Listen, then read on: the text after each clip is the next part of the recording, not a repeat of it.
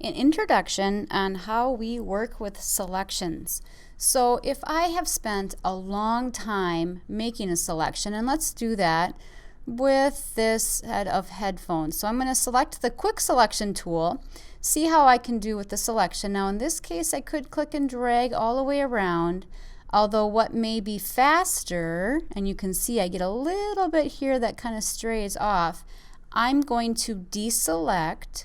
Under the select menu and deselect, I'm going to actually click on the white. So the white will allow me to make a selection in a very fast way. Now I have to make sure, see how I have a plus sign in the middle of my icon? Up here in the options bar, I need to make sure that add to selection is my current option for this tool. That allows me to keep clicking and add to the selected area. So now I have basically the white area selected. I'm going to go to my select menu and inverse. This now allows me to have my headset selected. If this was a selection that I had spent a lot of time on, I would want to save it. And I can save selections with my Photoshop files if I go to Select and Save Selection. Okay, under the select menu, save selection. What happens is I'm able to save, give it a name,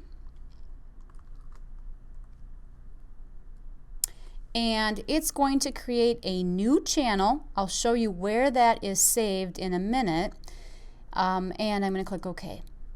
All right, so now I have saved this selection. So if I deselect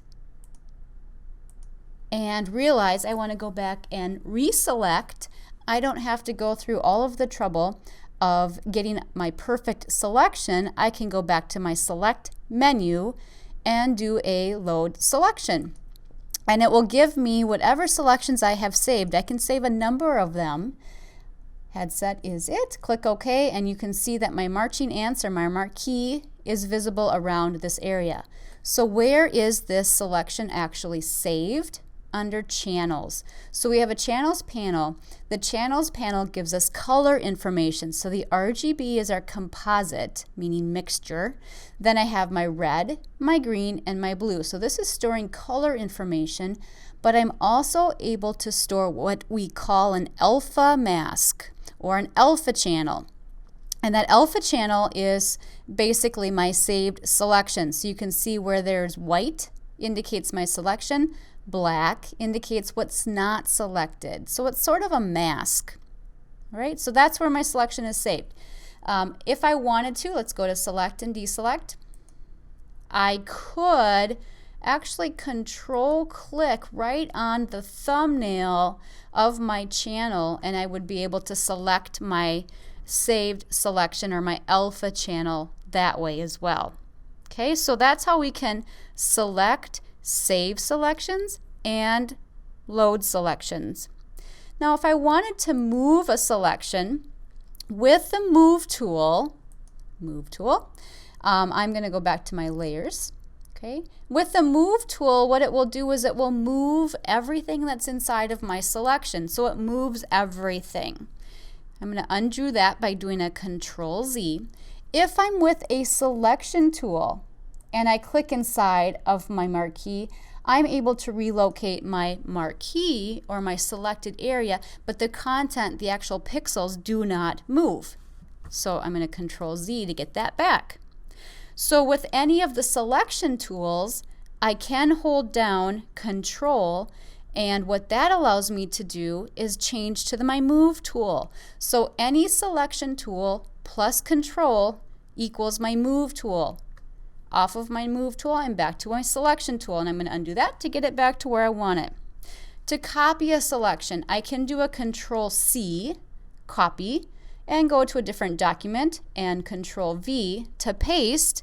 It'll paste as a new layer. I have a little bit of image size issues here. We'll take care of that later. Okay, so I can do that or use my move tool, and as it says, move. I'm going to click and drag. You can see I get a darkened box around this document, which allows me to click and drag a copy of it. So a couple of different ways that we can copy. All right, let's minimize this. We're going to turn one of these layers off, and let's take a look at this file.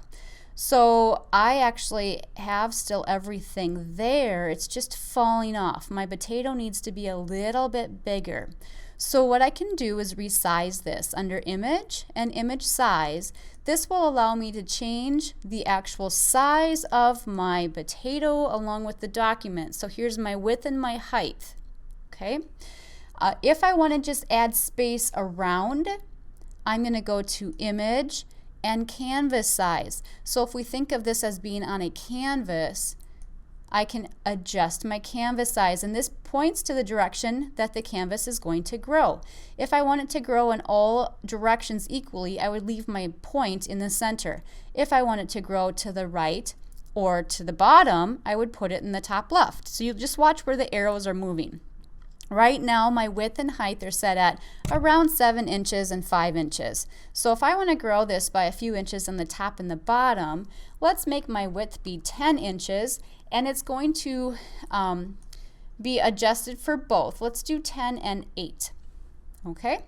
My new size does increase because the larger the physical dimensions, obviously my Photoshop file will increase as well. If I click OK, here we are. So it allows me to increase my canvas size. Now note, the canvas will grow, in this case, with the background color. So that's why it looks white. So let's talk about a transformation. There may be times when you have to transform the selections that you've brought into a new document to composite. So in this case, I'm going to show you 2 ways. The easiest way, with the Move tool, up at the top we have Show Transform Controls. When I click that, I get a bounding box with some handles, and I'm able actually to click and drag to resize. If I'm at a corner, I can rotate. Okay, so this is a fast way to be able to apply some transformations. Whenever I'm done with my transformation, I either have to press Enter, my Enter key to accept, or check mark to accept, or if I don't want to, I'm going to click the No and it will revert it back. Okay, so that's the Show Transform Controls. I typically don't leave that checked because the bounding box sometimes just gets in the way. So it's easy enough to check it or uncheck it when you want it visible. Another way that maybe is a little bit more straightforward is going to the Edit menu and going to Transform. We do have a free transform, or you can remember Control T. That will bring up the bounding box just like we saw when I check marked my option. Under Transform, I can target exactly what kind of transformation I'd like. So I can do things like Distort, Perspective, and Warp here as well, which weren't options with my regular free transform. So let's just say I want to do a scale. So again, I have some options here if I know the exact amount that I want to do some scaling, or I can again click and drag. So you have a little bit of option there for how you want this to look. Okay, so and then if I click inside, I can relocate this to see if I can't get this to fit. Now this potato is a little bit wide, so I'm really starting to distort my graphic, not looking exactly how I want it to, but you can see how I can change that around. All right, so then when I'm done, either press my Enter key or check mark, and there it is. Okay, so that's how we can transform it. And I've already shown you if I have an active selection, and I'll show you a quick way here.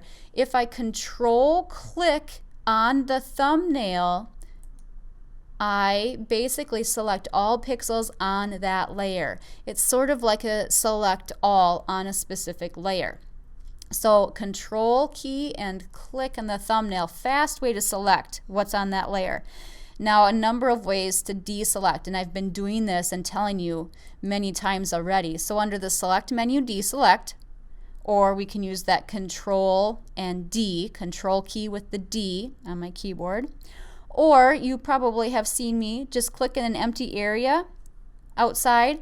If I click in an empty area with one of the selection tools, don't click and drag, just do a single click, it'll deselect as well. If I want to quickly go back and select what I just accidentally deselected, I can do a reselect. You can do that without having to save your selection. However, it's only an option immediately after something has been deselected.